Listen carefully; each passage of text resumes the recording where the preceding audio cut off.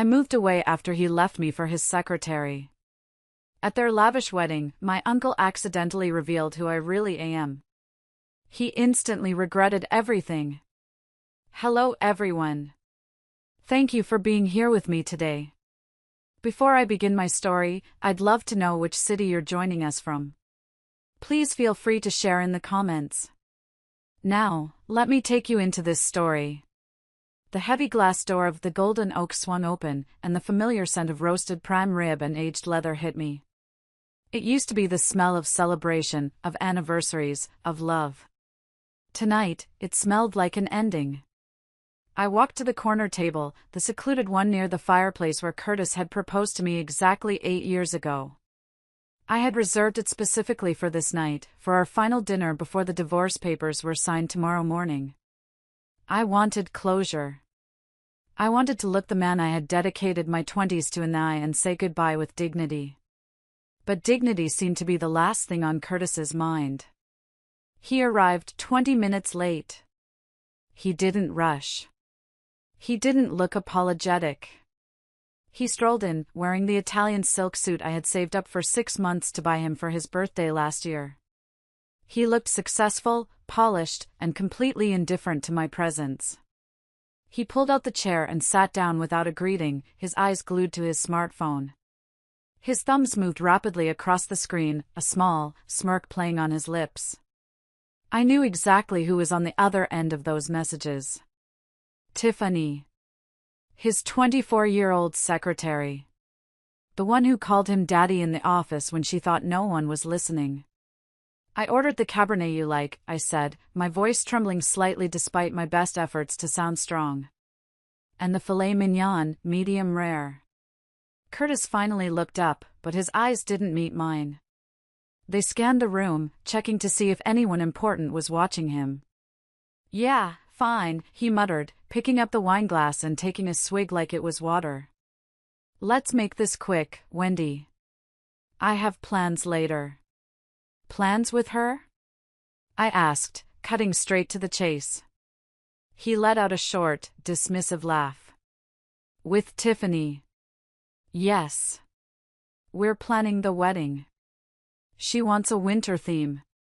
It's going to be spectacular, much bigger than that backyard barbecue we had when we got married.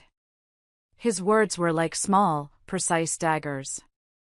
Our wedding had been small because we were broke. Because I had insisted we put every penny into his startup capital. We were building a future, Curtis. That backyard barbecue was all we could afford because I was paying your office rent. And look where that got me, he sneered, finally locking eyes with me. There was no warmth left in them, only a cold, hard arrogance.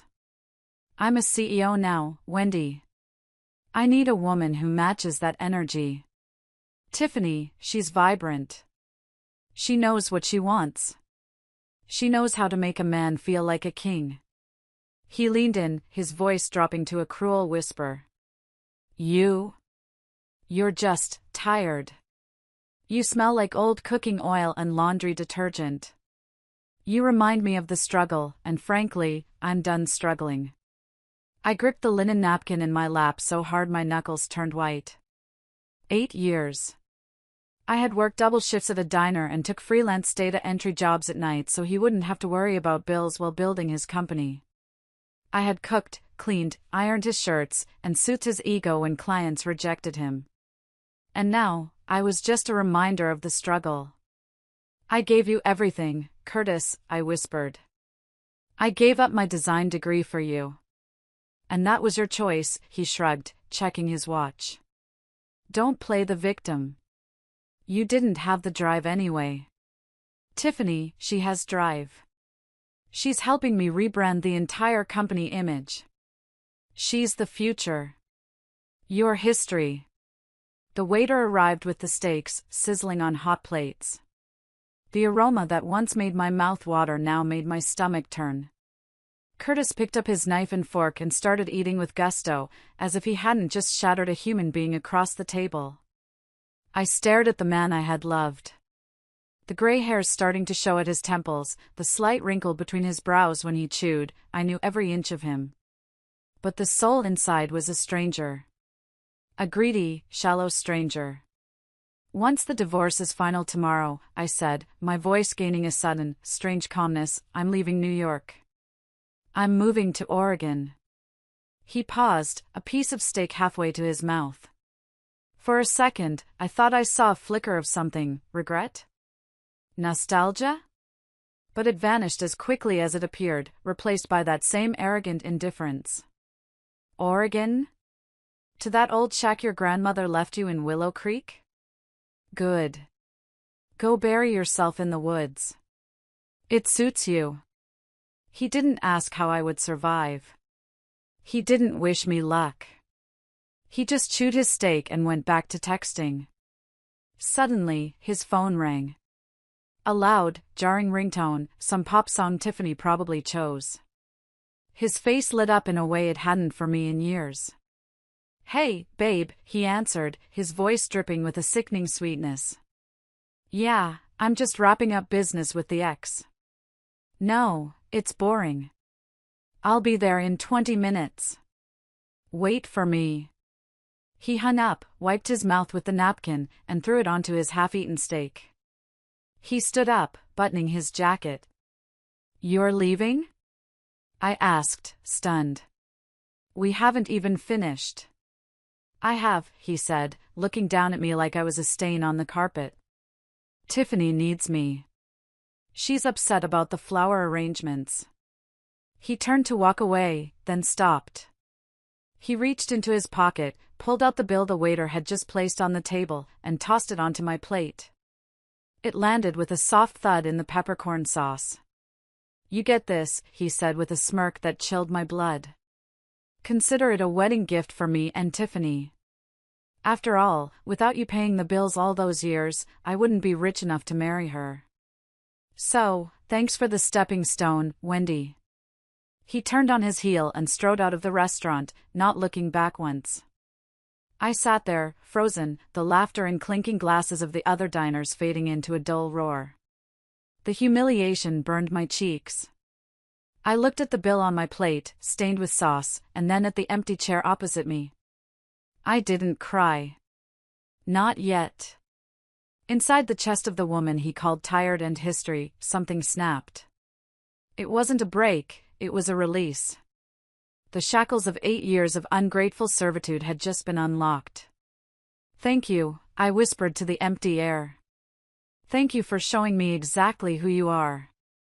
I called the waiter over. Box this up, I said, pointing to the expensive steak he hadn't finished. My dog will love it. And bring the card machine. I have a new life to start. The apartment was silent when I returned, a heavy, suffocating silence that pressed against my eardrums. This place, a 2-bedroom unit in downtown Manhattan, was supposed to be our forever home. We had bought it 2 years ago, just when Curtis's company finally started turning a real profit. I remembered the day we got the keys. We had danced in the empty living room to music playing from my phone. I thought we had made it. I thought the hard part was over. Now, standing in the middle of the living room, I realized the hard part had been loving a man who saw me as an appliance, useful until a newer model came along. I grabbed a stack of cardboard boxes and started packing. Not everything. Just my things.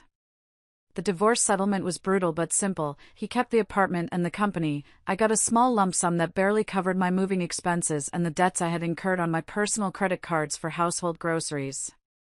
He had a shark of a lawyer, I had a public defender mentality and a desire to just escape. I opened the closet. His suits took up 3/4 of the space. My clothes were shoved into a small corner on the left. I pulled out my dresses, my sensible work blouses, the worn-out jeans I wore on weekends. As I reached for a hanger, my hand brushed against one of his shirts, a blue Oxford I had bought him for his first big client meeting. I instinctively brought it to my nose. It used to smell like cedar and his cologne, a scent that meant safety. Now? It smelled faintly of a floral, sugary perfume. Her perfume. Tiffany. The scent of betrayal. I threw the shirt on the floor. Then another. Then another. A small pile of blue and white cotton formed at my feet. I wanted to burn them. I wanted to scream until the windows shattered. But I didn't. I had to be practical. I had a train to catch in 48 hours. I moved to the bedroom dresser, opening the bottom drawer where I kept the things that actually mattered. Hidden beneath a stack of winter sweaters was a battered wooden box made of cherry wood. My grandmother, Nana Rose, had given it to me before she passed away 5 years ago. I sat on the floor and ran my fingers over the smooth wood. Nana Rose had been the only person who truly understood me. When I told her I was dropping out of design school to help Curtis, she didn't scold me. She just looked at me with those sharp, intelligent blue eyes and said, "Wendy, give your heart, but never give your soul. And never let a man define your worth." I hadn't listened. I had given my soul, my credit score, and my youth. I opened the box. Inside were old photos, me at graduation, Nana in her rose garden in Oregon, and a few pictures of Curtis and me from the early days. In those photos, I looked hopeful, radiant even. He looked hungry. I saw it now. He wasn't looking at me with love, he was looking at me like a resource. I took the photos of us and ripped them down the middle. One by one. Rip. Rip. Rip. The sound was satisfying in the quiet room. I tossed the halves with his face into the trash bag destined for the dumpster. I kept the halves with me. I needed to remember the girl I used to be. Also in the box was my old sketchpad. I hadn't touched it in 6 years. I flipped through the pages, intricate designs for ceramic vases, sketches of interior layouts, charcoal drawings of the Oregon coastline. They were good. They were full of life. "You said I didn't have drive," I whispered to the ghost of Curtis in the room. "You were wrong. I just used all my drive to push you up the hill." I packed the wooden box, my clothes, and my toiletries. I left the furniture. I left the expensive espresso machine I had saved for. I left the curtains I had sewn by hand. Those things belonged to this life, to the wife of a successful CEO. They didn't belong to Wendy. By 3 a.m., the apartment looked strange. It was still full of furniture, but it felt completely empty because my spirit had already vacated the premises. I went to the kitchen and made a cup of tea, standing by the window looking out at the city lights. New York. The city of dreams. It had chewed me up and spat me out. But looking at the skyline, I didn't feel defeated anymore. I felt lighter. The weight of trying to be perfect for a man who wanted a trophy was gone. The anxiety of checking bank accounts to see if we could afford rent was gone. The constant, nagging feeling that I wasn't enough was fading. I took a sticky note and a pen. I wrote a message and stuck it to the refrigerator door, right next to the calendar where he had marked wedding tasting in red ink for next week. I took my clothes and my dignity. You can keep the rest. You'll need it to fill the empty space where your conscience should be. Wendy. I placed the keys on the counter. The metal clinked against the granite, a final period at the end of a very long, very painful sentence. I dragged my 2 suitcases to the door. I turned off the lights. Darkness swallowed the luxury apartment. "Goodbye, hell," I said softly. I opened the door and walked out into the hallway, leaving the door unlocked. I didn't care anymore. The family court building in Lower Manhattan was a place where hope went to die, strangled by red tape and fluorescent lighting. The air was thick with the smell of stale coffee and desperation. I sat on a hard wooden bench, smoothing the skirt of my simple beige dress. I wore no makeup. I wanted to look exactly like what I was, a woman stripping herself of a false identity. Curtis arrived with his lawyer, a sharp-featured man in a suit that cost more than my grandmother's house. Curtis looked tired. There were dark circles under his eyes that expensive concealer couldn't hide. Was the vibrant Tiffany keeping him up? Or was the guilt eating him? No, Curtis didn't do guilt. He was probably just stressed about the wedding logistics. He sat at the table opposite me. He didn't acknowledge me. He kept tapping his foot nervously, checking his phone every 30 seconds. "All rise," the bailiff droned. The proceedings were a blur of legal jargon. Irreconcilable differences. Mutual consent. Waiving of spousal support. That last one was the bitter pill. Curtis's lawyer had threatened to drag the divorce out for years, draining what little savings I had if I asked for alimony. I had chosen freedom over money. I just wanted out. "Do you, Wendy Miller, agree to these terms?" the judge asked, peering over her glasses. I looked at Curtis. He was staring at the clock on the wall. "Yes, Your Honor," I said, my voice steady. "I agree." "And you, Mr. Stone?" Yes, I agree," Curtis said quickly, almost cutting the judge off. "Can we finalize this now?" The judge frowned at his impatience but stamped the papers. "Decree granted. You are no longer husband and wife." The gavel banged. It was over. Just like that. 8 years of marriage dissolved in 15 minutes. I walked out of the courtroom, feeling a strange mix of hollowness and elation. I was free. But as I stepped into the hallway, I saw Curtis practically sprinting toward the elevator. His phone was already at his ear. "It's done, babe." "Yeah. I'm coming to pick you up for the ultrasound." "Don't worry." He disappeared into the elevator. "That son of a bitch," a voice hissed beside me. I turned to see Deborah, my best friend, standing there with 2 large coffees and a look of murderous rage on her face. Deborah was the opposite of me, loud, brash, and fiercely protective. "Deborah," I sighed, taking the coffee she offered. "It's over. Let him run." "You don't get it, do you?" Deborah steered me toward a quiet corner of the hallway. "You didn't hear what he said? Ultrasound? Wendy, wake up!" I froze. The word echoed in my mind. Ultrasound. "He's not just marrying her for her vibrancy, Wendy," Deborah said, her voice dropping to a serious tone I rarely heard from her. "My cousin works at the reception desk at Dr. Peterson's OBGYN clinic uptown.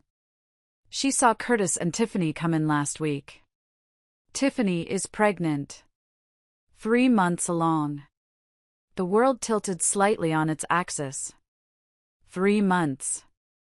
That meant they were trying, or at least reckless, while I was still doing his laundry. While I was still cooking his dinner.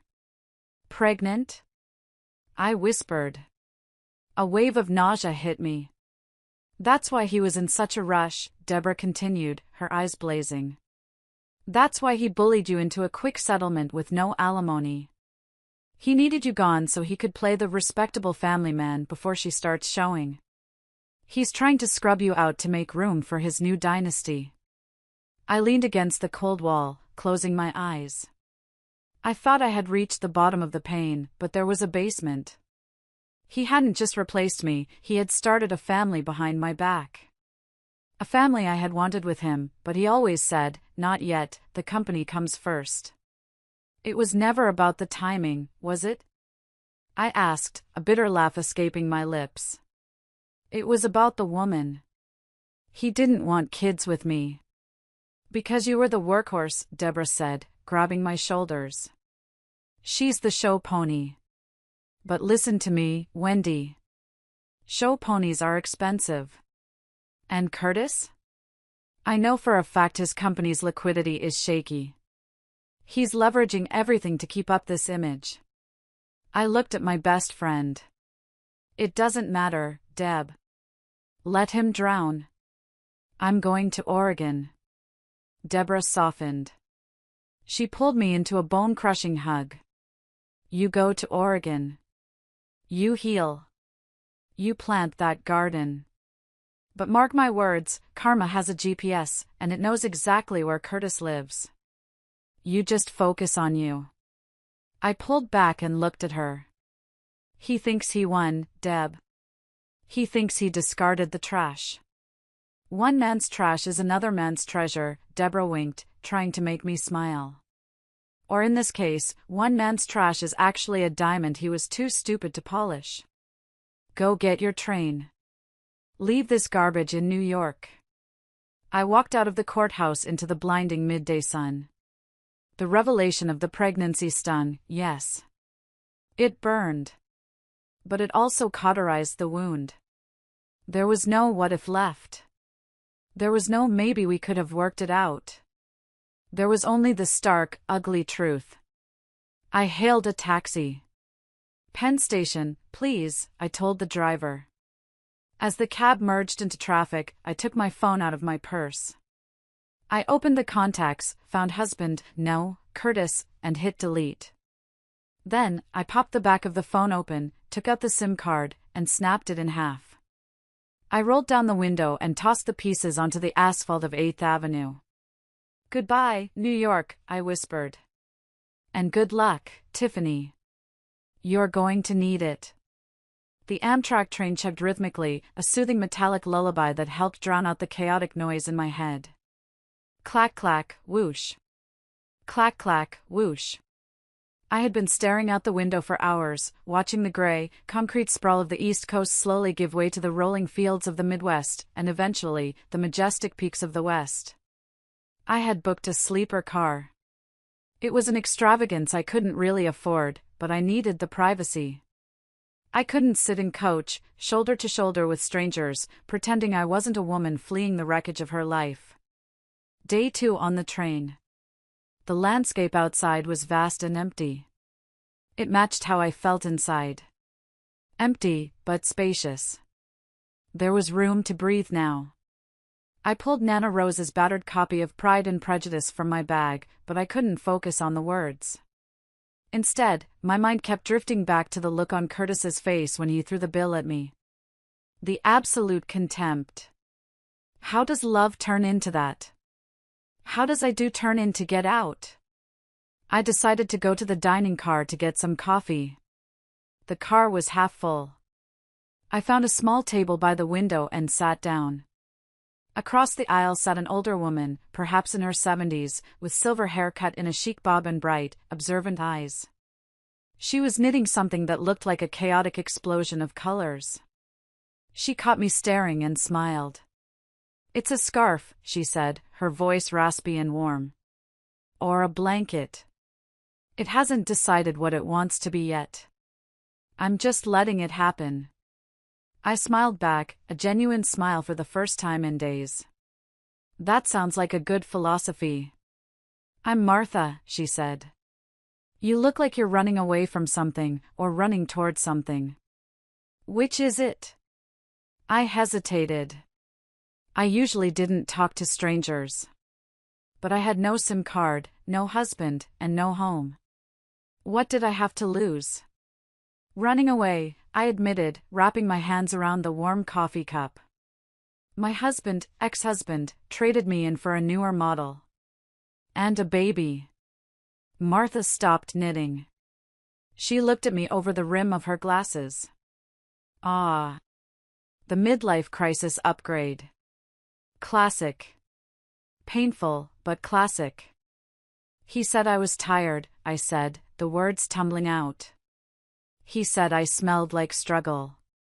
I worked 2 jobs to build his company, and now he's marrying his secretary and living the life I paid for. Martha nodded, her needles clicking softly again. Honey, listen to me. Men like that? They are like parasites. They attach, they drain, and when the host is dry, they move on. But here's the thing about the host, once the parasite is gone, the host recovers. The parasite? It eventually starves if it doesn't find another victim. He found one, I said bitterly. She's 24. She's not a victim yet, Martha corrected. She's just the next meal. Give it time. She leaned forward. Where are you going? Oregon. Willow Creek. My grandmother left me an old stone house there. I haven't been back in years. Oregon, Martha sighed dreamily. Big trees. Clean air. Good soil. That's a place to grow roots, not just park a car. You take that house, and you make it yours. You strip the wallpaper. You paint the walls a color you like, not a color he would approve of. You reclaim your space. I'm scared, I confessed. I'm 32, I have no job, no husband, and barely any money. I feel like I've failed. Martha laughed, a sharp, barking sound. Failed? You survived.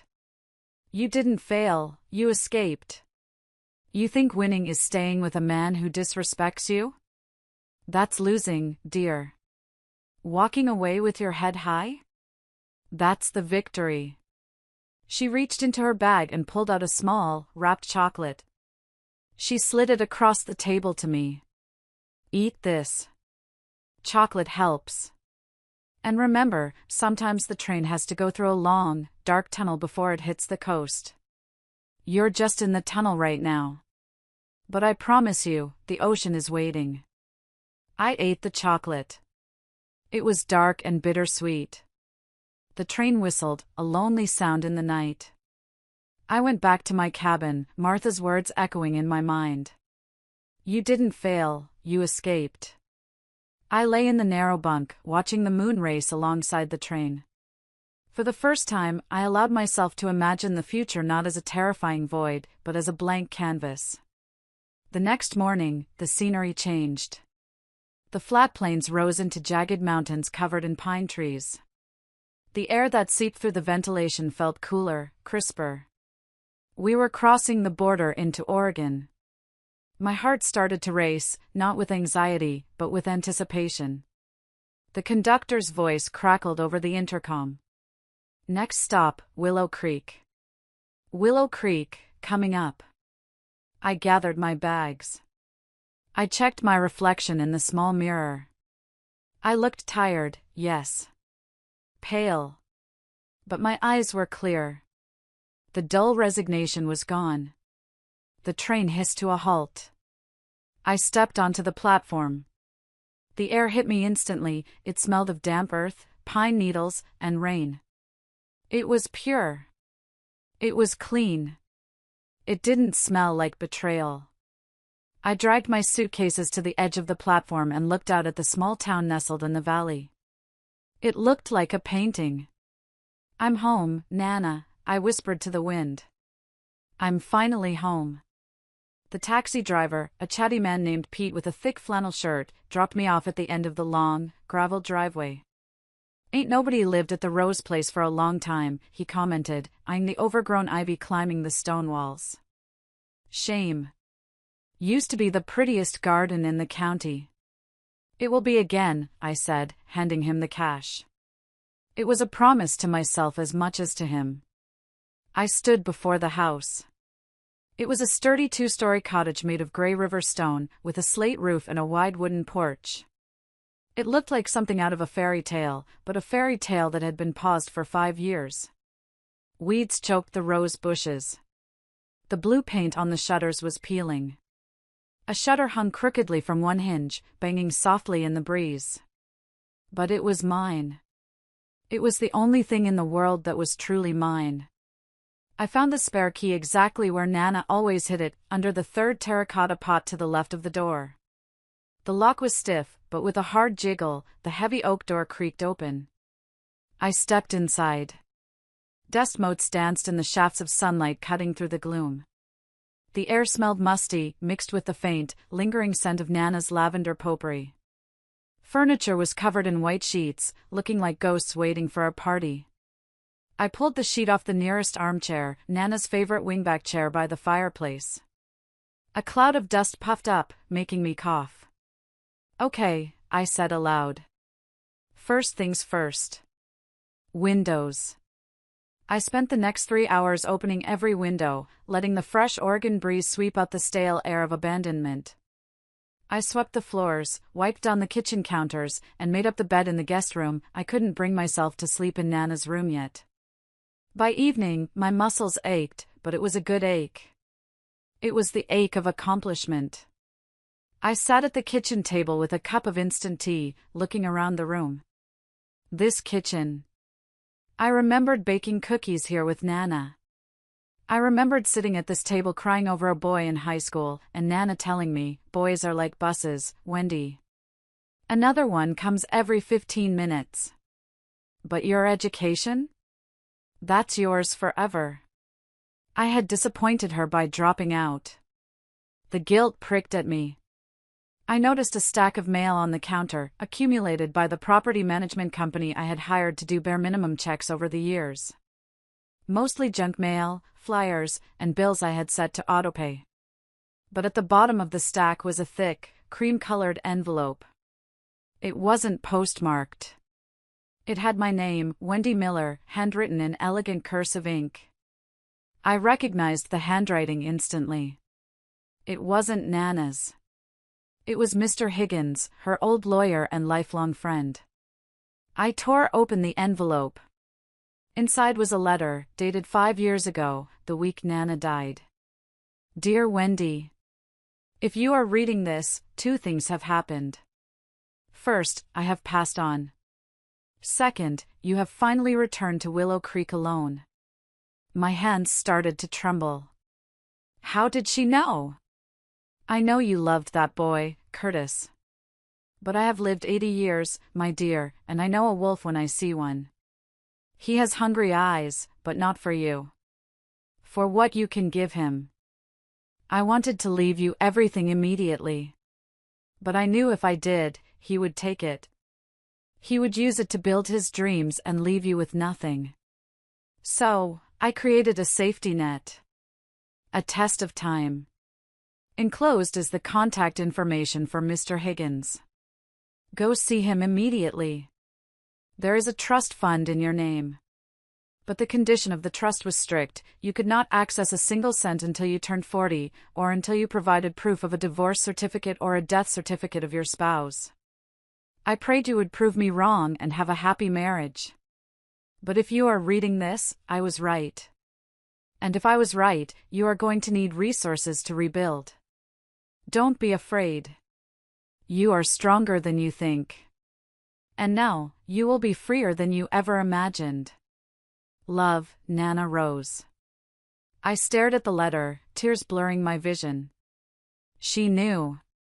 She had seen right through Curtis's charming smile and ambitious talk. She had locked away my inheritance to protect it from him. I looked at the phone number for Higgins and Associates at the bottom of the page. It was 5:30 p.m. The office would be closed. I barely slept that night. The silence of the countryside was filled with the hooting of owls and the rustle of wind in the trees, but my mind was loud with questions. What did she leave me? Was it just enough to fix the roof? Or enough to start over? Whatever it was safe. Curtis hadn't touched it. He didn't even know it existed. For the first time in 8 years, I had a secret. And it felt powerful. The office of Higgins and Associates was located in the town square, sandwiched between a bakery and a hardware store. It looked exactly as it had 20 years ago, brick facade, gold lettering on the glass, and a bell that jingled cheerfully when I pushed the door open. Mr. Higgins was sitting behind a massive oak desk that seemed to swallow the room. He was a small man with tufts of white hair and wire-rimmed glasses, looking very much like a wise owl. When he saw me, his face broke into a gentle smile. Wendy, he said, standing up to shake my hand. His grip was surprisingly firm. I've been waiting for you. I heard you were back in town. News travels fast, I said nervously, sitting in the leather chair opposite him. In Willow Creek? News travels faster than light, he chuckled. Then his expression turned serious. I assume you found the letter? I nodded and reached into my bag. I pulled out my divorce decree, the paper I had received in the sterile New York courtroom just 3 days ago. I placed it on the desk. Nana. Nana said I needed this. Mr. Higgins adjusted his glasses and examined the document carefully. Signed, sealed, and finalized. I'm sorry for your pain, Wendy. But I am glad for your timing. He opened a drawer and pulled out a thick leather binder. Your grandmother was a remarkable woman, Wendy. Most people knew her as the lady with the prize-winning roses. Very few knew she was one of the shrewdest stock market investors on the West Coast. My jaw dropped slightly. Nana? Invested? Since the 70s, Higgins nodded. She bought land when it was cheap. She bought tech stocks when people thought computers were a fad. She lived simply because she liked simple things, not because she had to. He opened the binder and turned it toward me. This is the Rose Miller Trust. As of this morning's market opening, the total value of the assets, including the house, the diversified stock portfolio, and the cash reserves, is... He pointed to a figure at the bottom of the page. I looked. I blinked. I looked again. $5,240,000. The air left my lungs. The room started to spin. $5 million. $5 million. This is a mistake, I stammered. Nana sold jams at the county fair. And she put every dollar of profit into Berkshire Hathaway, Higgins smiled. It's all yours, Wendy. The conditions of the trust have been met.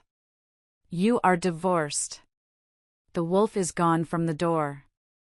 The assets are now fully under your control. I sat back, stunned. For 8 years, I had clipped coupons. I had walked 20 blocks to save bus fare. I had let Curtis scream at me because I bought the expensive brand of coffee. I had lived in a constant state of financial anxiety, feeling like a burden, feeling like a beggar in my own marriage. And all this time, I was a millionaire. Does he know? I whispered. Does Curtis know? Absolutely not, Higgins said firmly. The trust was structured specifically to be invisible. Since you acquired it after the divorce was finalized, technically, the trigger event was the divorce, it is not marital property. He has no claim to a single cent. It's yours, Wendy. Clean and clear. A laugh bubbled up in my throat. It started as a giggle and turned into a full-bellied laugh, tears streaming down my face. It was hysterical, liberating, and slightly manic. Are you okay? Higgins asked kindly, sliding a box of tissues across the desk. I'm fine, I wiped my eyes. I'm just thinking about, he left me because he thought I was poor. He left me because he thought I couldn't help him finance his lifestyle anymore. He threw a restaurant bill at me, Mr. Higgins. He threw a $100 bill at me and told me to pay it. Well, Higgins leaned back. Now you can buy the restaurant if you want. No, I said, sitting up straighter. A new clarity washed over me. I don't want to buy a restaurant. And I don't want anyone to know about this. Not yet. Discretion is wise, Higgins agreed. In a small town, money attracts flies. I want to live in Nana's house, I said, my mind racing. I want to fix it up myself. I want to get a job. I want to live a normal, quiet life. I need to heal, Mr. Higgins. Money can buy comfort, but it can't buy healing. I need to do the work. A very mature decision, he nodded approvingly. We will set up a monthly allowance for you from the interest, so you live comfortably but not flashy. The principal will keep growing. I stood up and shook his hand again. I felt different. Walking into this office, I was Wendy the divorcee, the failure. Walking out, I was Wendy the heiress. But more importantly, I was Wendy the survivor. I stepped out onto the sidewalk. The sun was shining. I looked at my reflection in the bakery window. I looked the same, jeans, t-shirt, messy bun. but I knew the truth. I had the ultimate weapon against Curtis. I was everything he wanted to be, and he had thrown me away. I walked to the hardware store next door. I needed paint. I needed gardening tools. And I bought the expensive brand of gloves. Because I could. The next few months were the most peaceful of my life. I didn't touch the millions. I lived off the modest allowance Mr. Higgins set up, which was still more than I ever had as allowance from Curtis. I threw myself into restoring the house. I scraped layers of ugly wallpaper, revealing beautiful vintage plaster underneath. I sanded the floors until my arms ached and the wood gleamed like honey. I pruned the rose bushes, cutting away the dead wood so the new buds could breathe, a metaphor that wasn't lost on me. I also needed to get out of the house. I didn't want to be a recluse. I walked down to Clay and Fire, the local pottery studio. I had spent so much of my youth in studios like this, before Curtis convinced me that art was a useless hobby. The owner, a cheerful woman named Sarah with clay permanently under her fingernails, hired me on the spot to teach the beginner's will class. "You have the touch," she told me after watching me throw a vase. "You center the clay perfectly. Most people fight it. You move with it." I learned the hard way, I smiled. Fighting gets you nowhere. Teaching the class gave me a purpose. I met the women of Willow Creek, mothers needing a break, retirees wanting a hobby. We laughed, we got messy, we drank tea. I wasn't Curtis's wife here. I was just Wendy, the pottery teacher who made great vases. One Tuesday afternoon, a booming voice echoed in the studio. "I heard there's a new teacher here. Is she any good, or is she just playing with mud?" I turned to see a large man with a white beard and a cowboy hat standing in the doorway. He looked like Santa Claus on vacation. "Uncle Roy." I gasped. Roy wasn't my real uncle. He was an old business partner of Curtis's father, but he had always been the black sheep of that circle because he was honest, loud, and hated pretension. He had moved to Oregon years ago to retire on a ranch. I hadn't seen him in a decade. "Little Wendy." He rushed over and enveloped me in a bear hug that smelled of tobacco and horses. "My God, look at you. What are you doing here?" "I live here now," I said, beaming. "I took over Nana Rose's house." "And Curtis? Where's that stiff-necked husband of yours?" My smile faltered. "We're divorced, Uncle Roy." He found someone else." Roy's face darkened. "That little weasel. I never liked him. Always walked like he had a stick up his, well, you know." "He traded you in?" "For his secretary. She's 24 and pregnant." "Bah." Roy spat on the floor, then apologized to Sarah. "He's an idiot. Always was. Just like his father, chasing glitter and missing the gold." Roy became a regular part of my life. He'd come by the house to help me fix the heavy things, the porch steps, the guttering. We'd sit on the porch drinking iced tea, and he'd tell me stories about the good old days and how fake the New York business crowd was. I didn't tell him about the money. I didn't tell anyone. I wanted him to like me for me, not for the checkbook. And he did. He treated me like a daughter. "You seem happy, kid," he said one evening, watching the sunset over my blooming rose garden. "I am," I realized. "I really am. I don't have much, a lie, but a necessary one, but I have peace." "Peace is expensive," Roy nodded sagely. "Most rich folks I know are miserable. Curtis, for example. I heard through the grapevine he's sweating bullets." "Oh." I tried to sound casual. "Yeah. My old contacts say he's leveraged to the hilt for this wedding. Trying to impress people who don't care. He's building a castle on quicksand." I took a sip of tea, hiding a smile. "Well, I hope he knows how to swim." Living in Willow Creek, getting my hands dirty in the garden and the clay, I felt my soul knitting itself back together. I stopped checking my phone for updates. I stopped having nightmares about Curtis. I was rebuilding my foundation, brick by brick. And unlike Curtis's castle, mine was solid stone. But as Nana's letter said, the wolf has hungry eyes. And even though I was safe, the wolf was out there, getting desperate. The bubble of peace didn't burst, but it was pierced by a ringtone. It was Deborah. "Okay, grab popcorn," she said the moment I answered. "I have the tea, and it is scalding hot."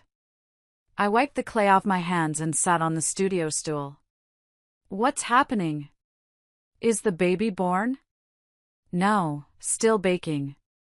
"But the wedding plans?" "It's a circus, Wendy. A literal circus." Deborah laughed, a wicked sound. "So, remember how Curtis was always obsessed with image? Hard to forget. Well, he's trying to land a contract with the Tanaka Group. Big Japanese investors. Apparently, this contract is the only thing keeping his company from sinking. He's been bleeding cash since you left." "Since I left?" I asked. "I wasn't the CFO, Deb. I just managed the household." "Exactly. You managed the household on a shoestring budget so he could reinvest. You managed his stress so he could focus. Without you, he's hiring consultants for everything, eating out every night, and Tiffany? She's spending company money on office decor which strangely looks like nursery furniture. So he's broke? Worse. He's in the red, but he's spending like he's in the black to impress Mr. Tanaka. He invited Tanaka to the wedding. He wants to prove he's a stable, wealthy family man. So, the wedding has to be the event of the century." Deborah took a breath. They rented the grand ballroom at the plaza. They hired a symphony orchestra. And Tiffany, oh God, Wendy. She ordered a custom dress from Paris. $25,000. I gasped. 25,000? Does Curtis even have that? No. That's the best part. Deborah squealed. My cousin at the bank, the one who hates Curtis because he yelled at her once, she told me his credit cards are maxed out. He's taking out payday loans. High interest, shady stuff. He's literally gambling everything on this Tanaka deal going through after the wedding. He's insane, I whispered. He's going to crash. He's desperate, Deborah corrected. And Tiffany is driving the train off the cliff. She threw a fit because the diamonds on her tiara weren't big enough. She's acting like she's marrying a billionaire, and Curtis is too terrified of losing face to tell her he's broke. I looked around my quiet pottery studio. I looked at the vase I had just made, simple, imperfect, but real. The contrast was staggering. Curtis was drowning in a sea of debt and lies, wearing a tuxedo to hide the panic. I was wearing an apron covered in mud, sitting on a fortune, and I had never felt richer. There's more, Deborah said. I got an invite. What? Why? Because my husband, Dave, is still technically a client of Curtis's firm. Curtis needs to pad the guest list to make it look full. He thinks I'm dumb enough to come and bring a gift. Are you going? Are you kidding? I wouldn't miss this train wreck for the world. I'm going to go, drink his expensive champagne, and live stream the disaster to you. You need to see this, Wendy. You need to see what you escaped. I don't know, Deb. No, you do. You need closure. You need to see him sweating in his tight suit while his fake world crumbles. It's therapeutic. Oh, and guess who else is invited? Who? Your Uncle Roy. Roy? I sat up straight. He's here in Oregon. We hang out all the time. Well, Curtis invited him. Probably because Roy knows the Tanaka people. He's using everyone, Wendy. He's trying to use Roy to network. I smiled slowly. Uncle Roy. The man who called Curtis a weasel. The man who knew I was happy but didn't know I was rich. And most importantly, the man who couldn't keep a secret after 2 whiskeys. If Roy goes, I said, it's going to be interesting. Tell him to go. Deborah urged. Tell him to go and represent the Team Wendy delegation. That night, I invited Uncle Roy over for dinner. I made roast chicken and opened a bottle of wine. So, I said casually, I heard you got an invite to a fancy wedding in New York. Roy groaned. Yeah. That weasel Curtis. I tossed it in the trash. You should go, I said, pouring him more wine. Why? I hate the guy. Because, I looked him in the eye. He's trying to scam a Japanese investor. And you know people. You could observe. Plus, I think it would be funny. Roy looked at me, his eyes twinkling. He laughed, a deep belly rumble. You're up to something, little Wendy.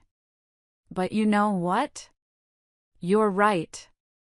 I haven't seen a good train wreck in years.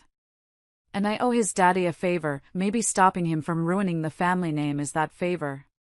Just promise me one thing, I said. Don't tell him I'm living in Nana's house.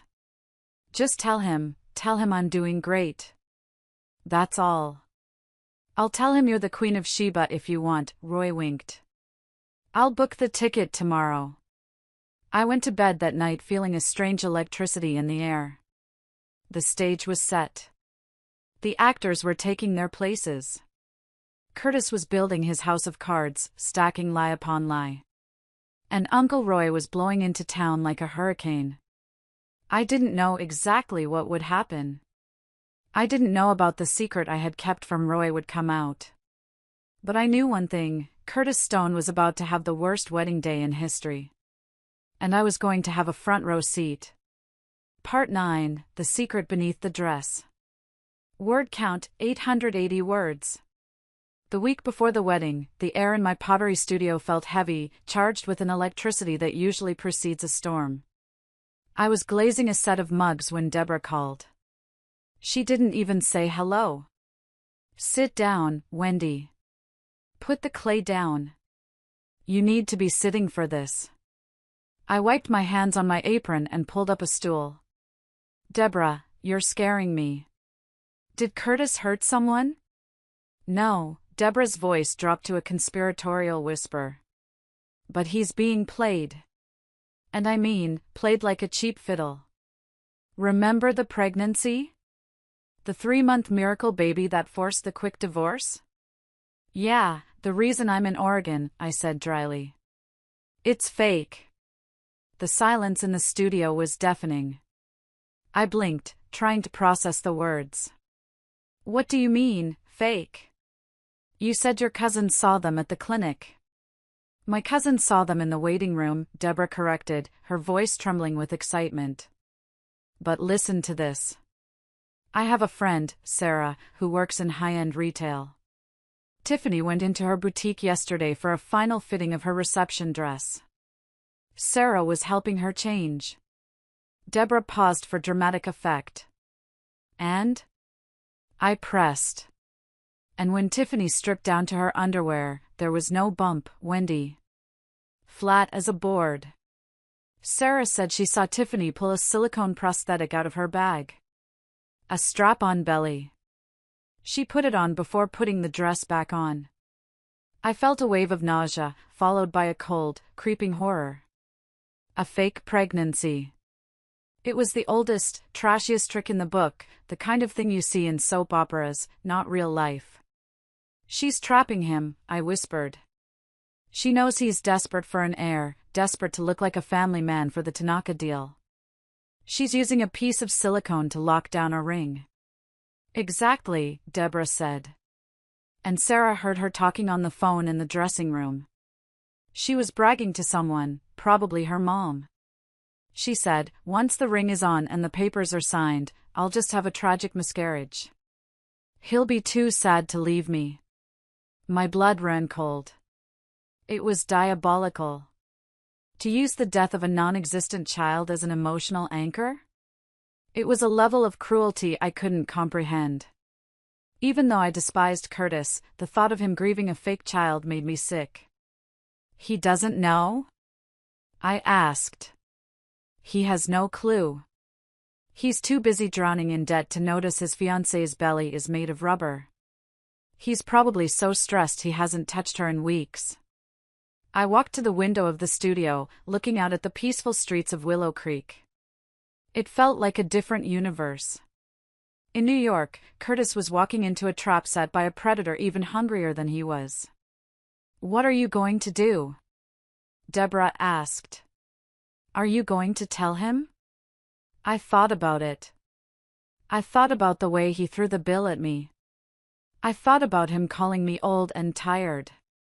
I thought about the 8 years of my life he had consumed. "No," I said, my voice hardening. "He wanted a shark, Deborah. He got a shark. Let's see if he knows how to swim."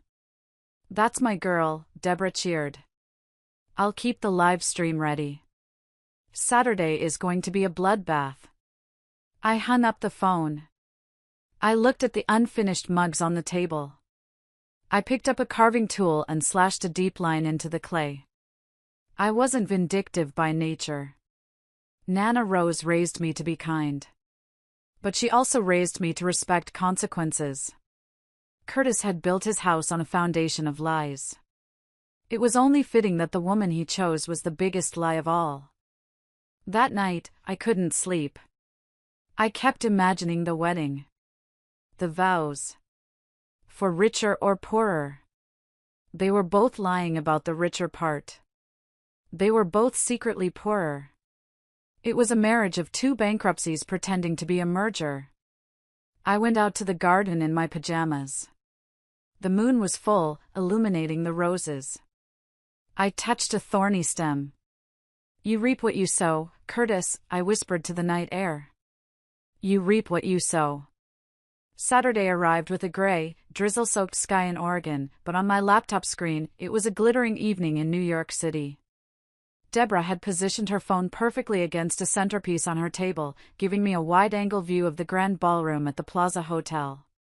I sat in my cozy living room, wrapped in a knitted blanket, a cup of tea in one hand and a bowl of popcorn in the other.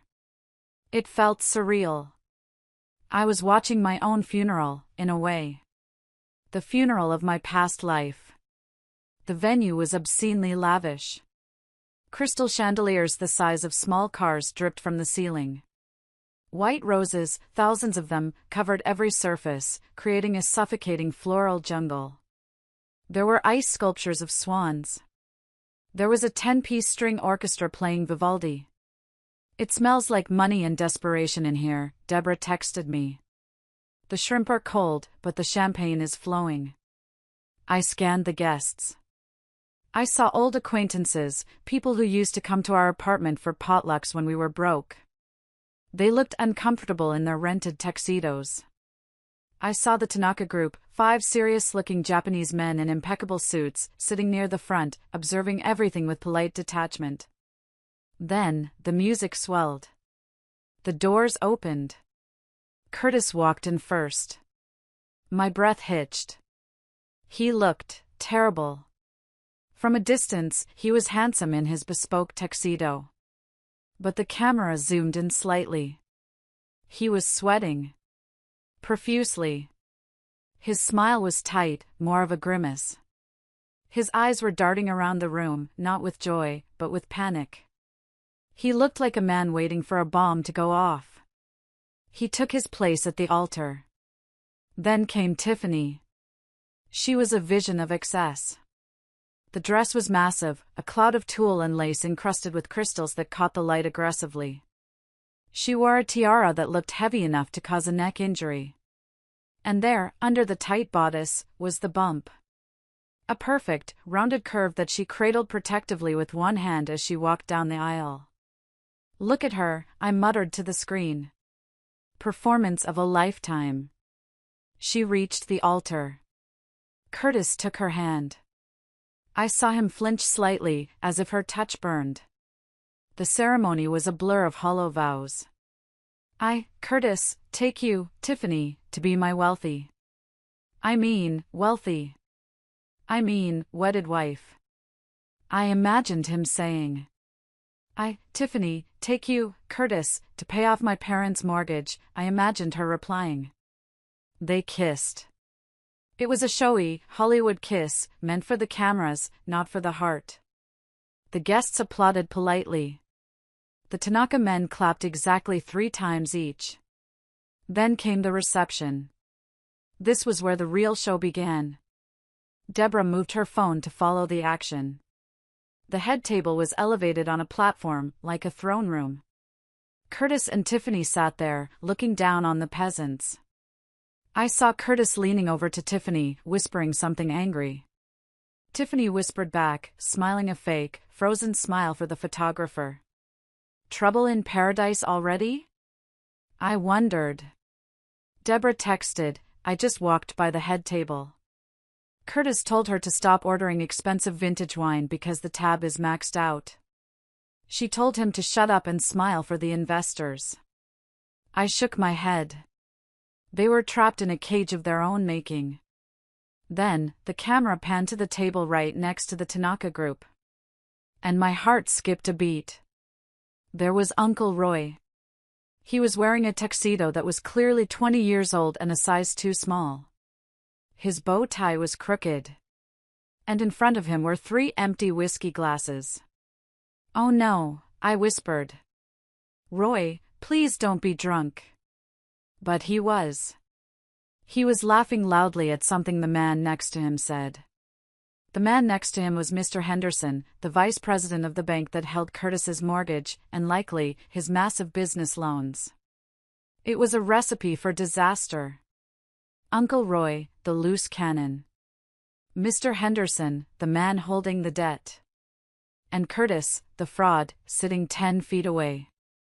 I leaned closer to the screen. The speeches were about to start. The best man, a slimy guy named Brad who I never liked, was tapping the microphone. Ladies and gentlemen, to the happy couple. Roy didn't stand up for the toast. Instead, he leaned over to Mr. Henderson. I couldn't hear what they were saying yet, but I saw Roy gesturing wildly. I saw him pointing, right at the camera. Right at the phone Deborah was using. Or maybe, he was pointing at the idea of me. My stomach churned. I had told Roy to keep my secret. I had told him not to say anything about the house or the money. But Roy had a lot of whiskey in him and a deep, abiding hatred for Curtis. Please, Roy, I begged the screen.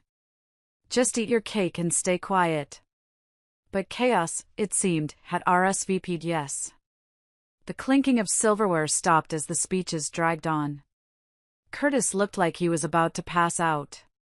He kept checking his watch, then looking at the Japanese investors. He needed this night to be perfect. He needed to look like the master of his universe. Deborah's phone was close enough to Uncle Roy's table that I could pick up the audio clearly now. The ambient noise had died down for the toasts. Boring.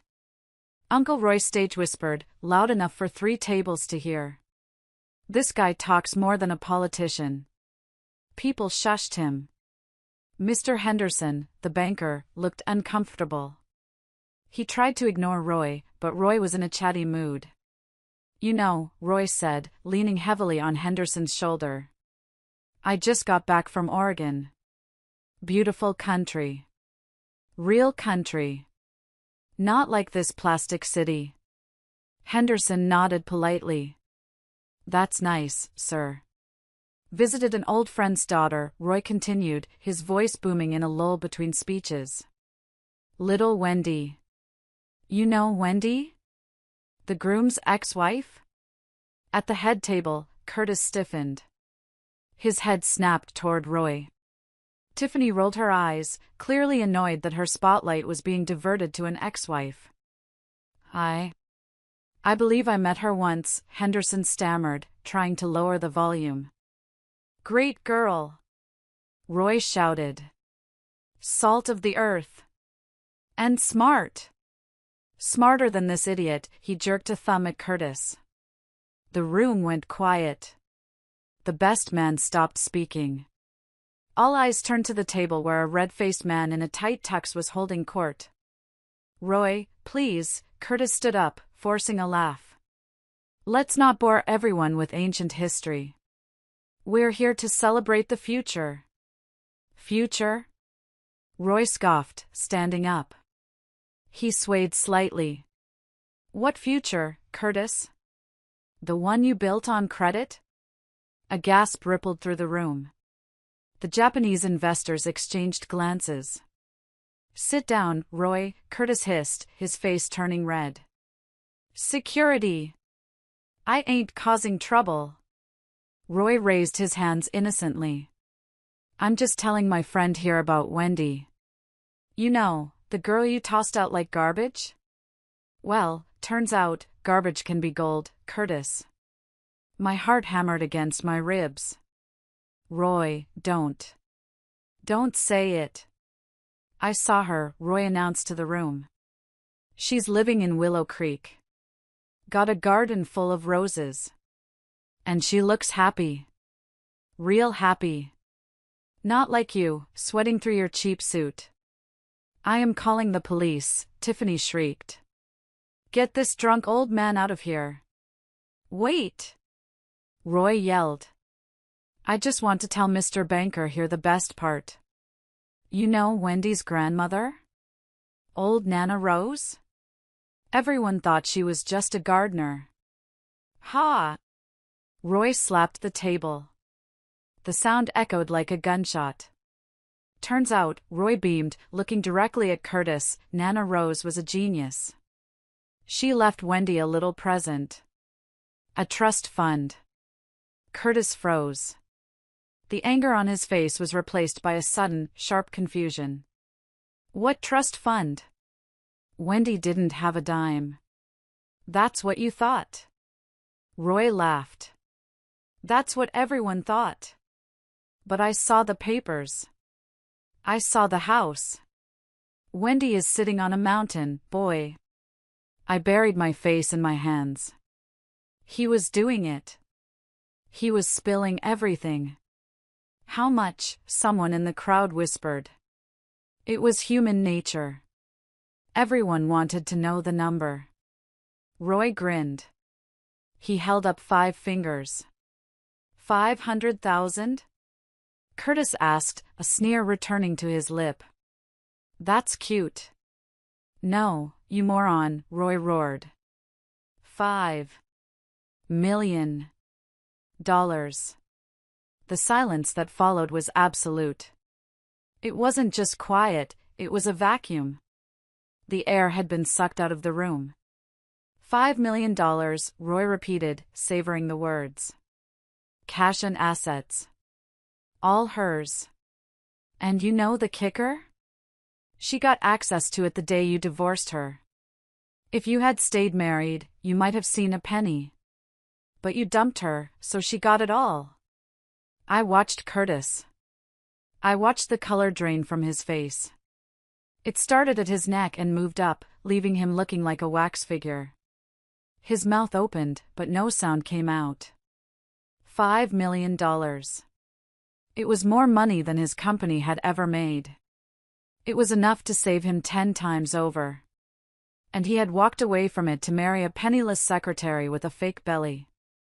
You're lying, Curtis whispered, his voice cracking.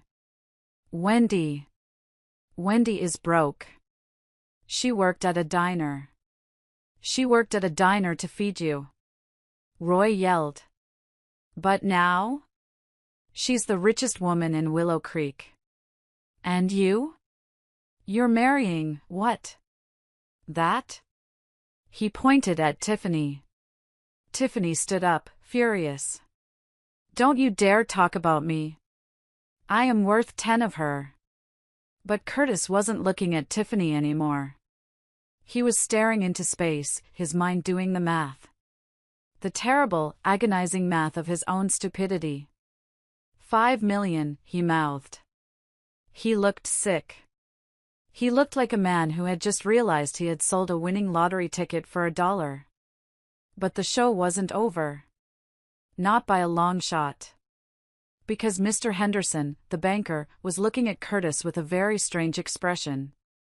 He stood up slowly, adjusting his glasses. "Mr. Stone," Henderson said, his voice cutting through the murmurs. "Is this true? Did you divorce a multimillionaire?" "It doesn't matter," Curtis snapped, trying to regain control. "That's her money. I have my own company. I have this deal." He looked desperately at the Japanese investors. "About that," Henderson said, pulling a file from his inner jacket pocket.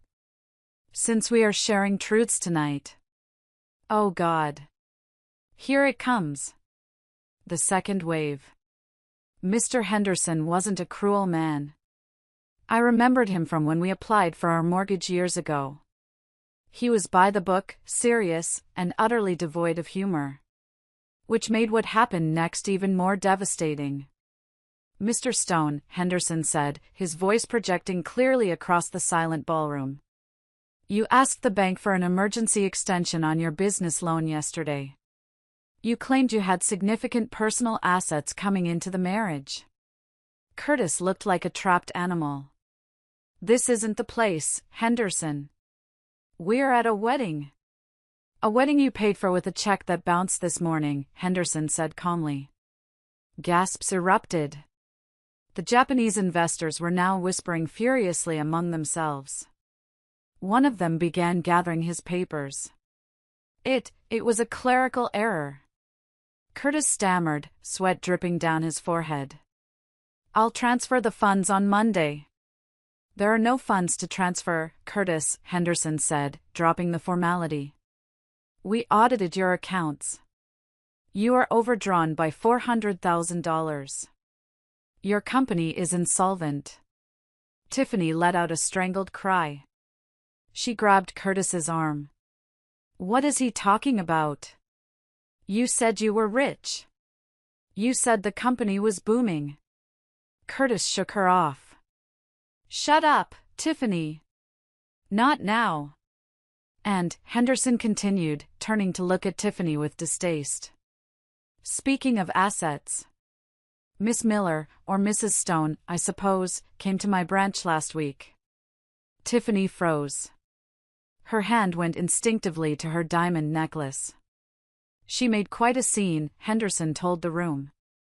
"She demanded to know why her fiancé's credit card was declined at the flower shop.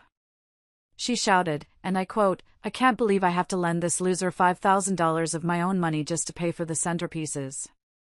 I thought I was marrying a CEO, not a charity case.'" The room erupted. Laughter, shock, whispers. It was a cacophony of humiliation. You told the bank that?" Curtis turned to Tiffany, his eyes bulging. "You called me a loser? Well, you are." Tiffany shrieked, her facade cracking completely. "You're broke. You made me pay for the flowers. You made me pay for the DJ. I thought it was just a temporary cash flow problem. You told me you had millions. I would have had millions if I hadn't met you." Curtis roared, gesturing wildly at the empty air, presumably referencing my lost fortune. "So you lied to me?" Tiffany screamed, stomping her foot. "You tricked me. I wasted my youth on you." "Your youth?" Curtis laughed, a manic, high-pitched sound. "You're 24. You've known me for 6 months. "Gentlemen," the head of the Japanese delegation stood up. He looked at Curtis with absolute coldness. "We do not do business with clowns. The deal is off." The delegation stood up in unison and marched out of the ballroom. "No! Wait!" Curtis ran after them, tripping over Tiffany's massive train. He scrambled to his knees. "Mr. Tanaka. Please. It's just a misunderstanding. I have the capital. I have. You have nothing, Henderson said, closing his file. The bank will be initiating foreclosure proceedings on your apartment on Monday. Enjoy your cake, Mr. Stone. It's the last thing you'll own. Curtis knelt on the floor, watching the investors leave. His dream was dead. His company was dead. His reputation was incinerated. He turned slowly to look at the head table. At the ruins of his wedding. Uncle Roy was cackling. Best wedding ever. Hey, waiter. More whiskey. But I wasn't laughing. I was watching Curtis's face. The arrogance was gone. In its place was a terrified, hollow realization. He looked directly at the camera, at Deborah's phone, as if he felt my gaze. He knew. In that moment, he knew I was watching. He stood up, shaking. He looked at Tiffany, who was crying, not tears of sadness, but tears of rage. She was checking her phone, probably seeing if she could return the dress. You, Curtis pointed a trembling finger at her. You did this. You and your greed. You pushed me to spend money I didn't have. Me? Tiffany spat. You're the one who wanted to look like a big shot. And now look at you. A broke, pathetic loser. I gave up everything for you. Curtis screamed. I gave up a millionaire wife for you. A millionaire wife you didn't even know was a millionaire. Tiffany mocked him. God, you are stupid. That was the breaking point. The vein in Curtis's forehead looked like it was going to burst. The atmosphere in the ballroom shifted from humiliation to danger. The air crackled with potential violence. Curtis's hands were clenched into fists. His face was a mask of pure, unadulterated hatred. You called me stupid? Curtis whispered, stepping closer to Tiffany. Yes. Stupid and poor. Tiffany yelled, taking a step back but still defiant. And you know what? I'm done. I'm not sinking with this ship. I'm leaving. You're not going anywhere, Curtis growled. You're my wife. You signed the papers. I'll annul it. Tiffany shouted. Fraud. You defrauded me. I defrauded you? Curtis lunged. He didn't hit her, but he grabbed the massive centerpiece on the head table, a tower of hydrangeas and crystals, and hurled it to the ground. Crash! Glass shattered everywhere. Water soaked the white tablecloth. The guests screamed. Security guards started running toward the stage. You want to talk about fraud? Curtis yelled, his voice echoing off the high ceilings. Let's talk about the money you spent. $25,000 for a dress? $10,000 for flowers? You drained me dry, you parasite. I needed to look good. Tiffany screamed back. Unlike your frumpy ex-wife. Don't you dare mention her name. Curtis roared. She was worth 10 of you. She was real. You're just plastic. Plastic tits, plastic nose, plastic soul. And you love it. Tiffany taunted, grabbing a bottle of champagne and brandishing it like a weapon. You left her for this plastic, remember? Because she was old and tired. Well, guess what, Daddy? Now you're old, tired, and broke. The insult hit Curtis like a physical blow. He staggered back. He looked around the room, seeing hundreds of people filming him. Seeing the ruin of his life. And then, his eyes locked on Tiffany's stomach. The baby. The heir. The reason he had rushed everything. At least I have my son, Curtis muttered, almost to himself. We have the baby. We have to make this work for the baby. Tiffany laughed. It was a cruel, screeching sound. The baby? Oh, Curtis. You really are pathetic. She put her hand on her stomach. You think I'd let a loser like you breed with me? Curtis froze. What? The room went deadly silent again. Even Uncle Roy stopped drinking. What did you say? Curtis whispered. I said, Tiffany sneered, there is no baby. This moment right here, the moment Curtis's last shred of hope evaporated, was the peak of the drama. I sat in my living room in Oregon, my tea cold, my heart racing. I watched the realization dawn on him. It was tragic, it was ugly, but it was absolutely necessary. He needed to be broken to understand what he had done.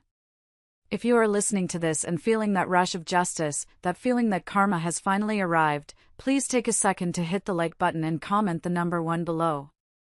Let me know you're with me, that you're seeing this justice served. Your support tells me I'm not alone in believing that truth always wins. Comment 1 right now, and let's watch the finale of this disaster. No baby? Curtis's voice was barely audible. Nope, Tiffany popped the P. I needed a ring. You needed an heir. I improvised. You lied? We both lied, honey. It's what we do. Curtis looked at her stomach. Then he looked at her face. The betrayal was total.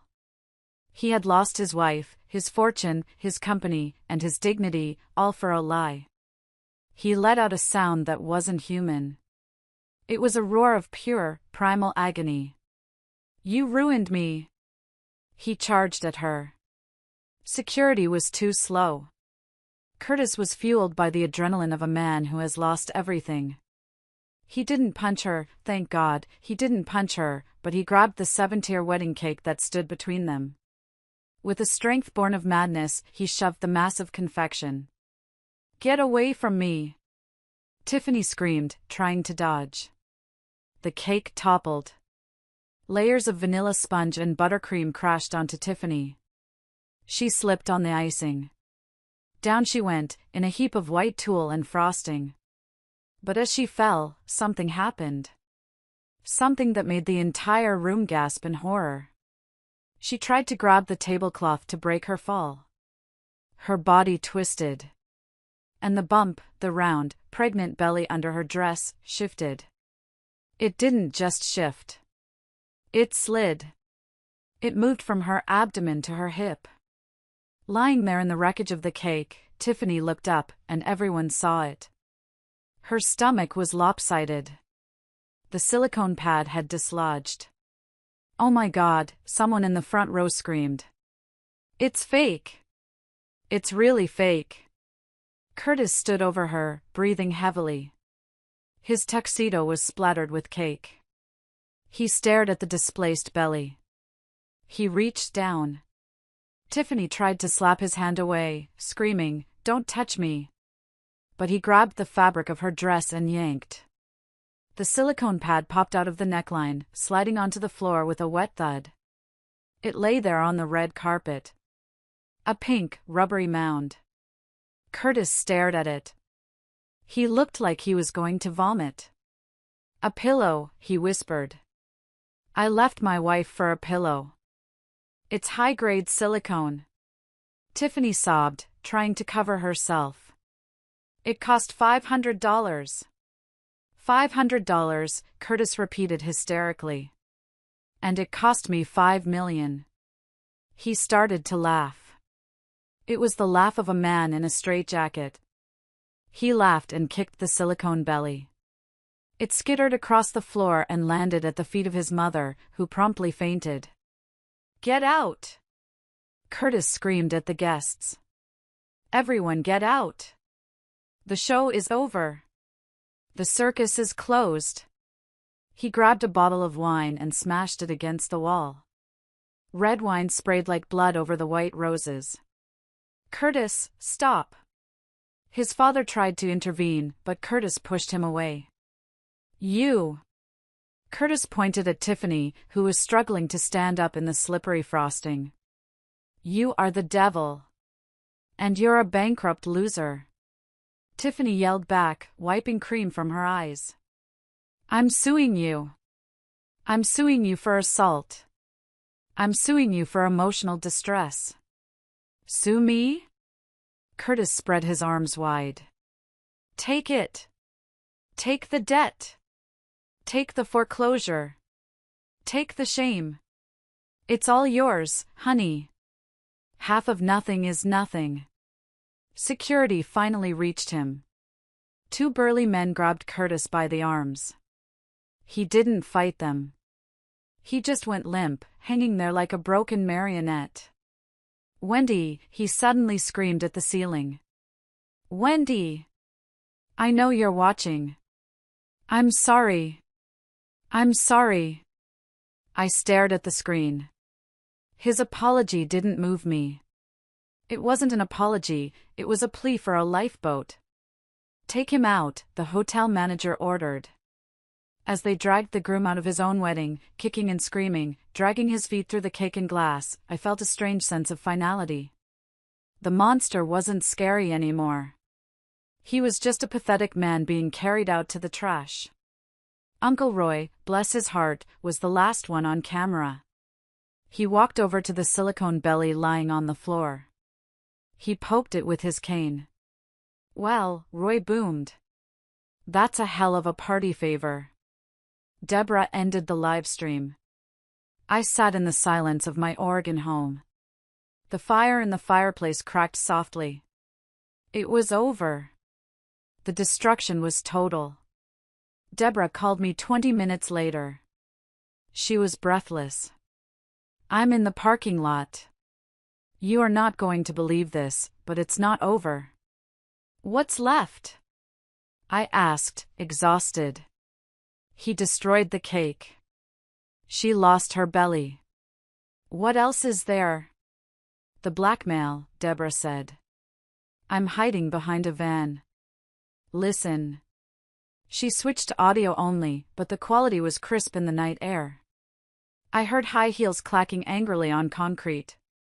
Then Curtis's voice, hoarse and broken. Just leave, Tiffany.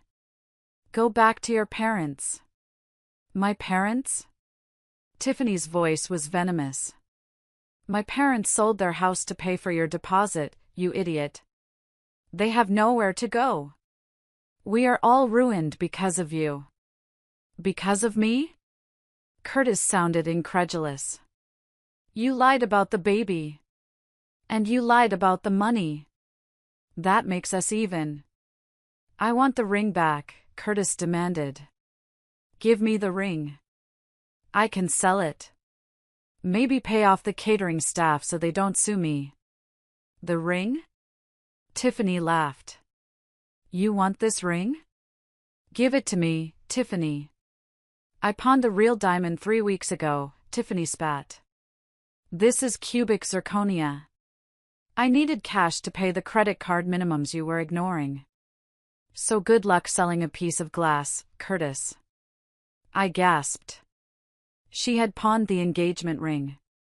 The levels of deceit were staggering. They were like two parasites trying to feed off each other, starving to death in the process. You.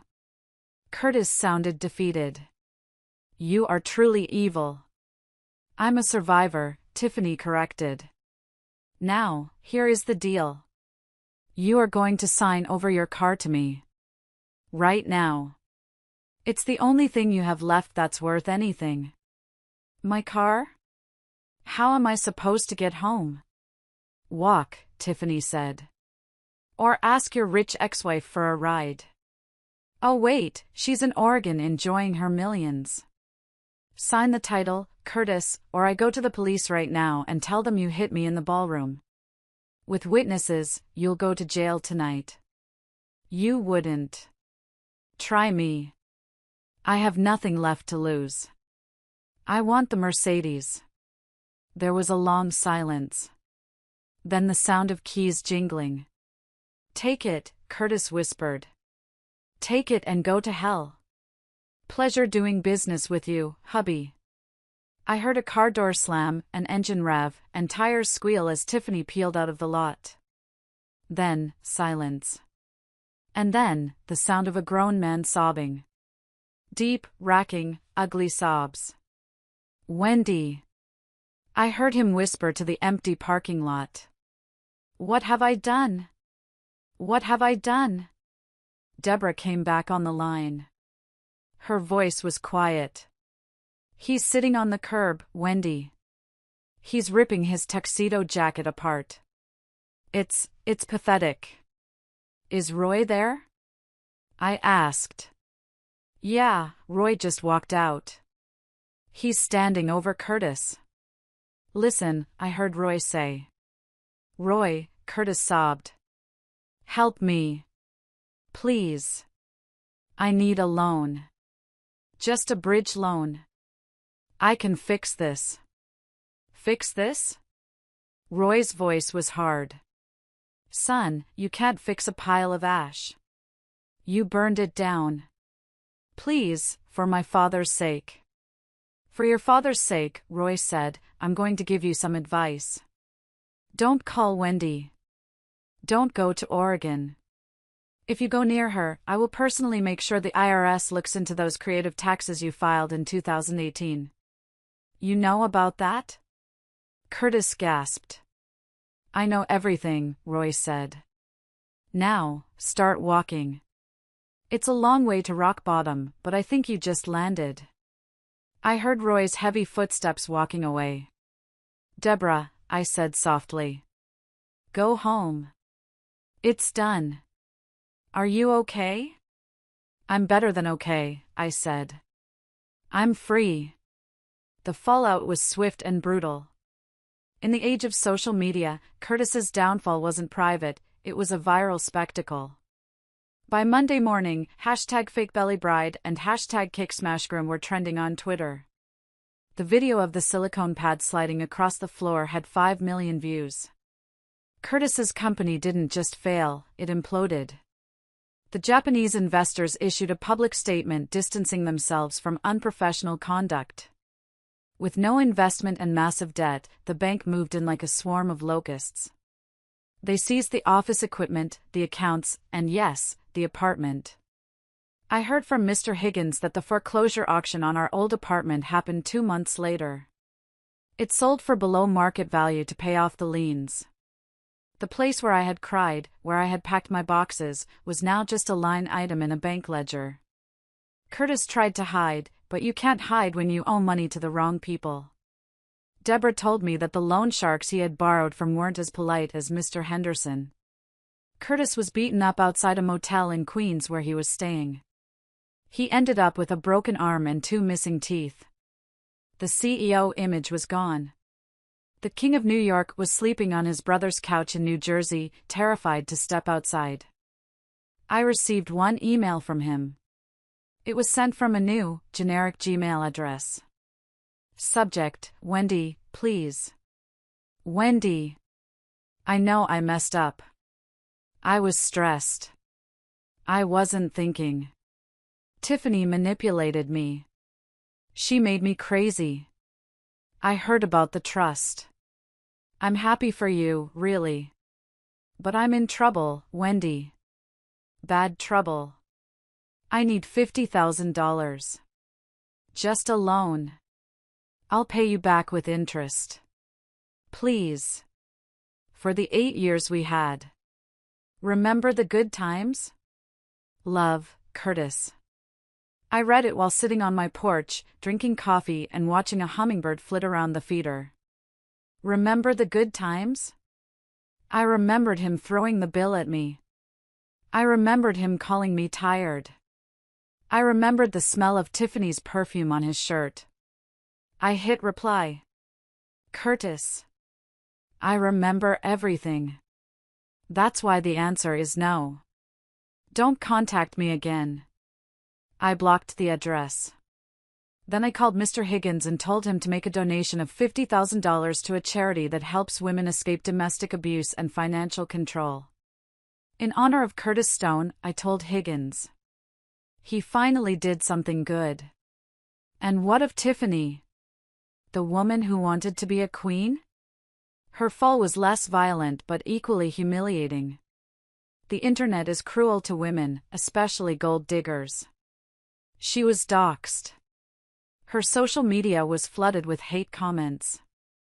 She had to delete her Instagram, her TikTok, her entire digital existence, which, for a girl like her, was like cutting off a limb. Her parents, having sold their home to pay for the wedding that became a disaster, were forced to move into a small rental apartment. They blamed her. The neighbors blamed her. She couldn't get a job in any office in New York. Her face was too recognizable as the fake belly bride. Deborah sent me a photo a few months later. It was taken by her cousin at a diner in upstate New York. It was Tiffany.